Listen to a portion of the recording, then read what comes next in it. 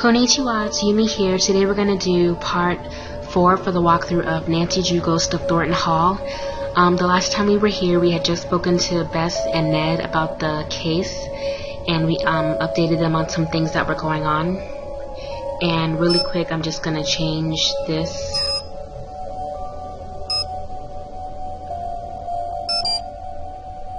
And of course, there's different games on here and all kinds of stuff. Excuse me. So now let's call Addison now and see what she says about her night at Thornton Hall and see if she remembers anything.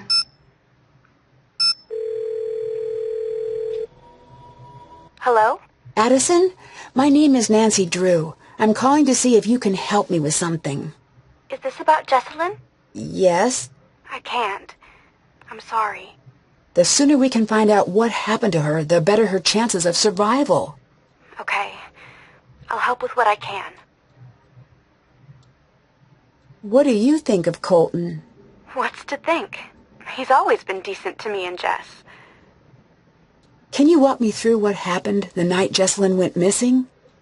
She was about to get married, and I think the pressure of it was getting to her. It was supposed to be a night of blowing off some steam. Jess always loved a good scare. She used to make me sneak into scary movies with her when we were kids. So, in a weird way, spending the night searching for a ghost sort of made sense for a bachelorette party. At first, it was really fun. We were running around trying to scare ourselves silly. We were making these recordings like we were on a ghost hunter show. Then, things got strange.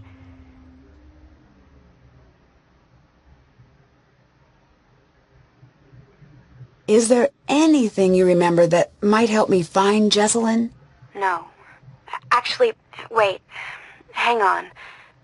Upstairs, there was this door. Jess was desperate to get it open. Between you and me, I was relieved that she couldn't figure it out. Really? Why? I could feel eyes on me all night long. What were you doing at Thornton Hall that night? A scavenger hunt, but I don't know. There was something strange about it. In what way? Jess was looking for something toward the end of the night. Kinda desperately. It stopped being fun. That's all I know. How was Jessalyn acting that night? She was classic Jess for most of the night. Then something happened? Yeah. We were in the house and suddenly she just screams. And then she's nowhere to be found. What happened? I was alone in the house, jumping at every noise, too afraid to move. It felt like hours. Then she came back. She wouldn't say what had happened. She wouldn't even talk to me. She wanted to be left alone. She went downstairs, and that was that. You said things got strange. What did you mean? It was her and me up in that freezing house, and I remember thinking, I'll never get to sleep. But then I started to feel fuzzy. Fuzzy? Like I was underwater or something. And I noticed Jess was gone again. I wanted to get up and find her, but I couldn't move. It was like this invisible hand was pinning me down. I heard a strange voice. It wasn't Jess. Then it was the morning. I was alone and Jess was gone. You said you heard a voice. Charlotte. I'm sure of it. Did she say anything? She sang. I only heard a little bit. Isn't Charlotte, dead? How's Jessalyn's relationship with Clara? Okay, maybe a little strained. How so? Jess used to call her Chairman Mom. Behind her back, of course. Do you think Clara could have anything to do with Jessalyn going missing? I don't think Jess was afraid of Clara. But still, I can't say for sure. Would you consider yourself a believer in the paranormal? If you'd asked that last week, I would have made some crack about Bigfoot. And now? And now I'm going to say that I don't believe. Because I'm afraid if I let myself believe, I'll be opening a door that no one can close. The bedroom key is crossed out in the scavenger hunt. Do you know where it is? No. Jessalyn must have found it, but I couldn't tell you where it is. Did you notice any secret passages or tunnels while you were at the house? No, but it was so drafty in there, it would surprise me if there weren't. I'd better get going. Bye. Okay, so that was Addison, Jessalyn's friend, who was with Jessalyn the night before she disappeared. And according to her, Jessalyn was acting weird, and she felt fuzzy at one point, and then Jessalyn went missing, and then she came back. So yeah, a lot of different things going on. So now we did that. We see if Addison remembers anything from her night at Thornton Hall, so we can check that off. Did that. And now let's call, we already called Bess, let's call Savannah Woodham to give her like an update on what's going on. Hi, Nancy. Did you get the package I left for you? Not yet. Ask around. It should be there by now. What have you been up to since we spoke last? I've been teaching the road to know my wheels. Are you working on the next book? I've been running away from the next book. In an empty house that was filling up with chatty ghosts. But who knows? When I'm out of gas, maybe I'll have no choice but to listen to what they have to say. If they're interested, I'll send you a gallery proof. If they're not, guess I'll go teach. I spoke to Wade. I figured that might happen eventually.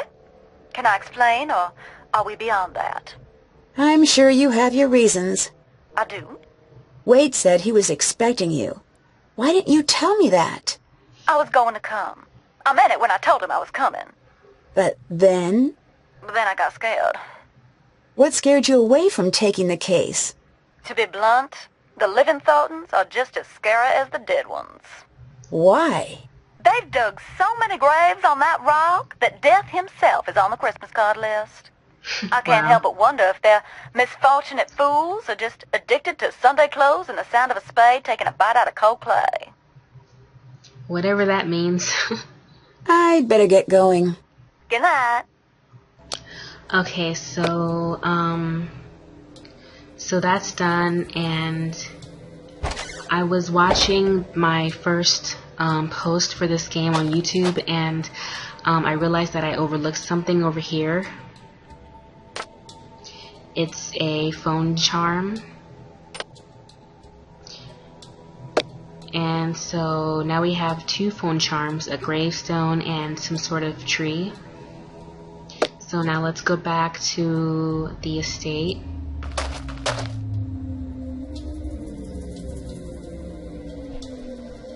I swear I just saw something. This game is like really kind of scary.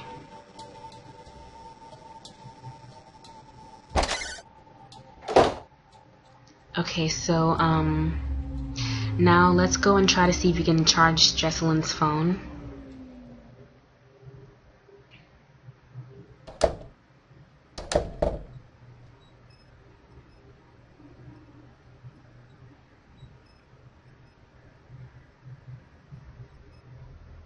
Time to recharge the battery. Okay, so according to the book on making batteries, you can do it with fruits, like acidic fruits like oranges, and we need the nails, and we need the coins, and the coins I believe are positive and the nails are negative. Alright, let's see if all those oranges did the trick. And it obviously did everything it needed to do on its own. It's not charged yet. And so we're just gonna let that charge. And in the meantime, I'm gonna go upstairs without getting scared to death.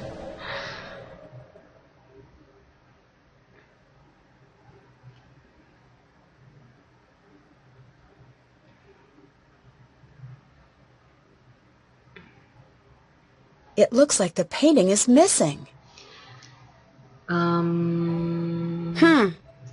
Oh, wait. This is the portrait or painting we found downstairs near the factory. So this is Franklin Thornton. I don't know why it was missing, but it looks like there's something right here. I can't really read it, but there's something right there. Anyway, so that's Franklin Thornton. And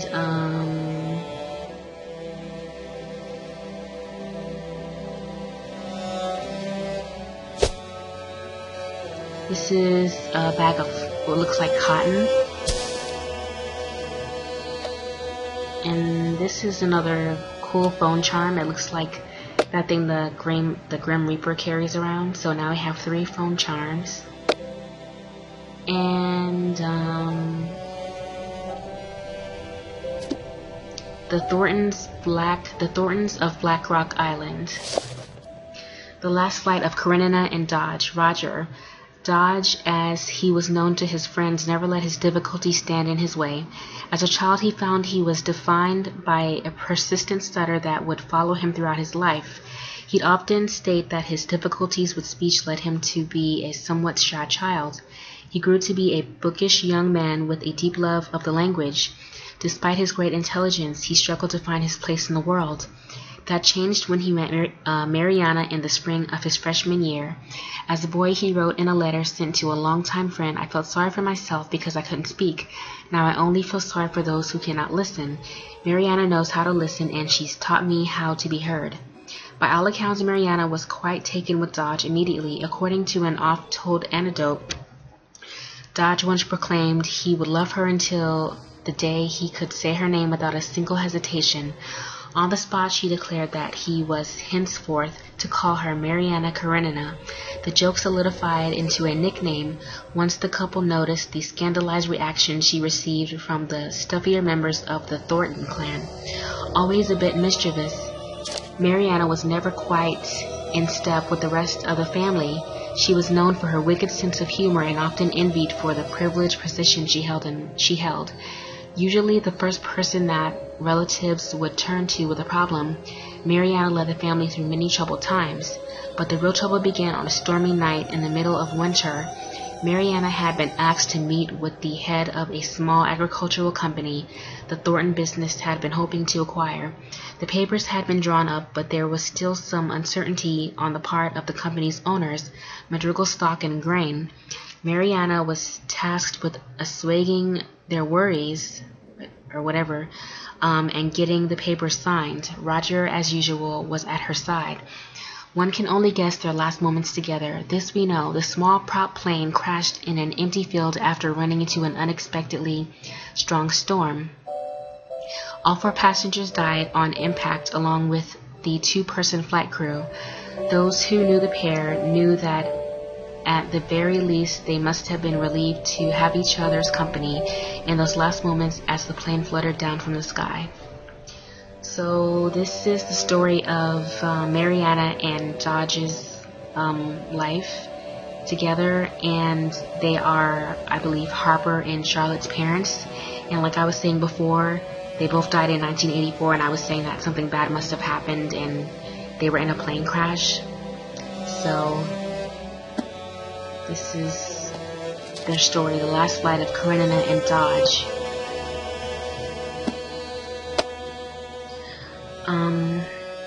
Okay, so let's look over here.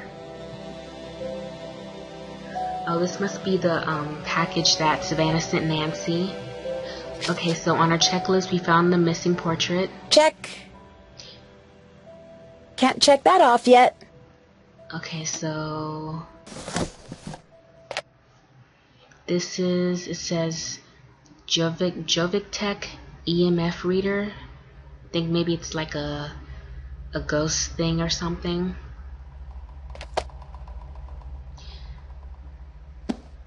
And this is The Ghost of Thornton Hall, True Encounters Retold by Savannah Woodham. Okay, Nancy, here's some of my old paperwork from when I was looking into Charlotte myself. I know you're going to be looking for Jessalyn during the day, but night is the best time to investigate the family.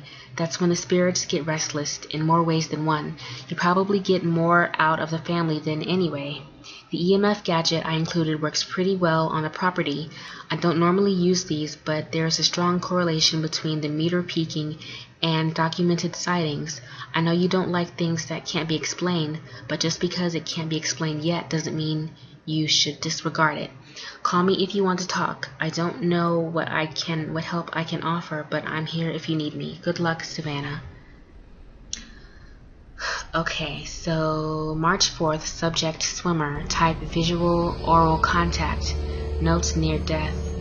I was 14, my younger brother was about 12 at the time. I was a bit of a scrawny kid and caught more than my fair share of trouble on account of being the smallest, but I was no coward and I was itching to prove it. That's when I caught wind of Charlotte.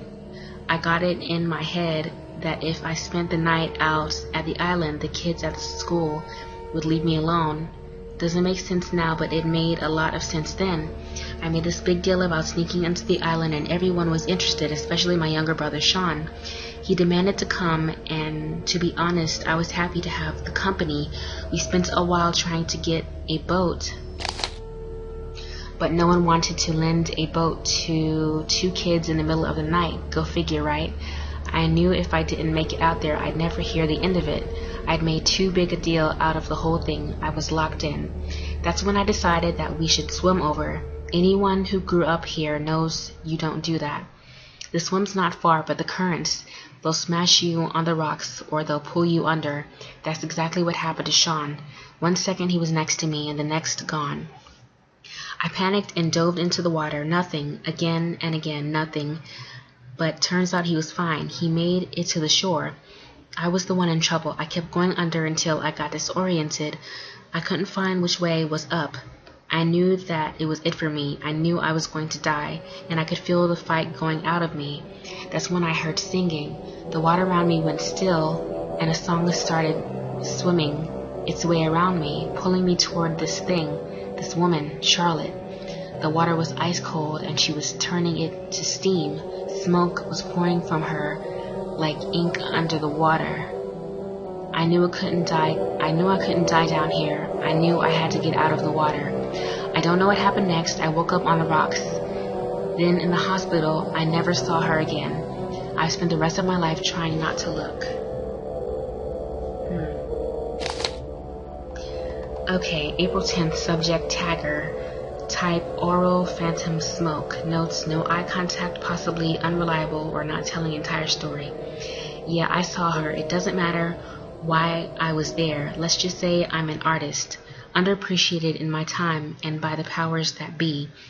I was out with a few writers I liked to run with, out in the ruins. Elle, whatever, was working on her stuff like she always did. A little cute for my taste, but she is who she is. Suddenly she drops everything and is like, we gotta go right now. She said it like, no drill, just run. We grabbed our stuff and we ran.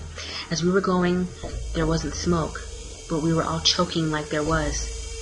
We could smell a fire, and in the distance we heard screaming. I wanted to go back, but Elle told me that what we heard wasn't human.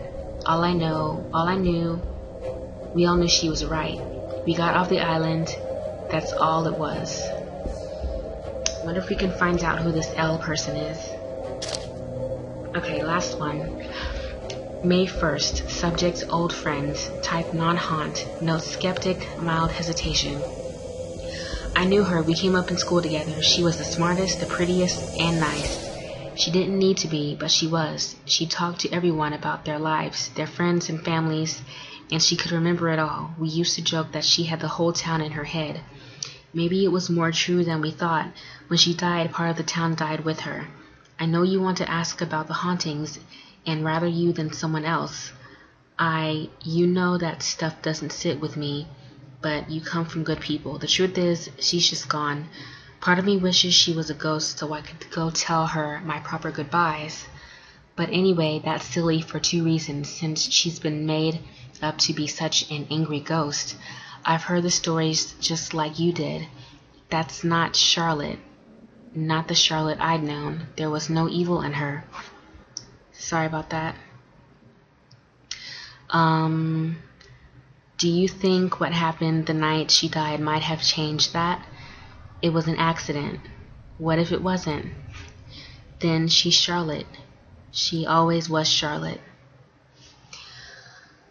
Okay, so this is encounters of the ghost of Thornton Hall. I'm guessing it's Savannah's ghost.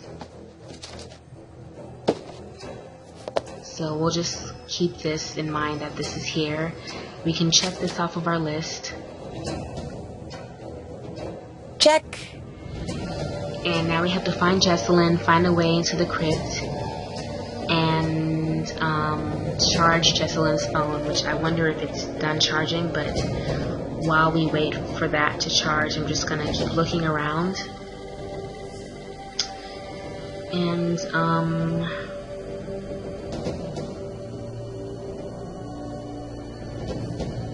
this game is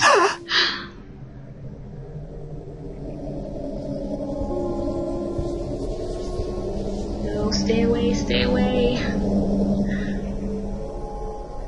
Oh my god, oh my god. What was that? Okay, I'm like playing this game in the dark and that scared me. Oh my gosh. Okay, this is Mariana Thornton, Dodge's wife, and Charlotte and Harper's parents or mother. Okay,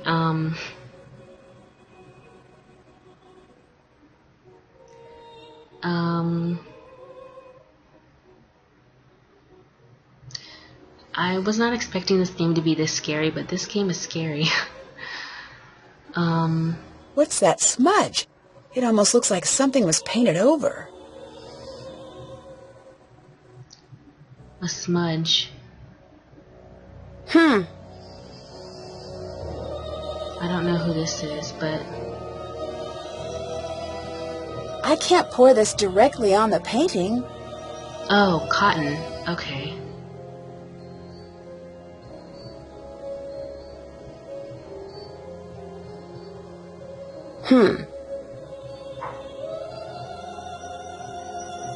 Oh. Okay, so I'm gonna pour this paint thinner on this handkerchief, and hopefully it'll clear up this smudge on the portrait. There's something back there.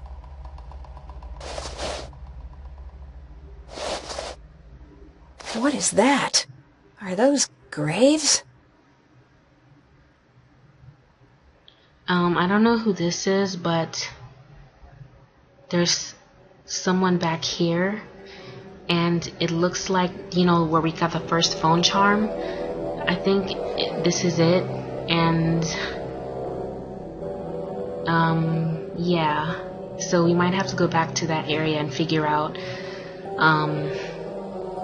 what this is. It's interesting. Okay, so I'm gonna go ahead and end this as part 4 for the walkthrough of Nancy Drew Ghost of Thornton Hall, and I will see you guys here very soon for part 5. Until then, domo arigato gozaimashita.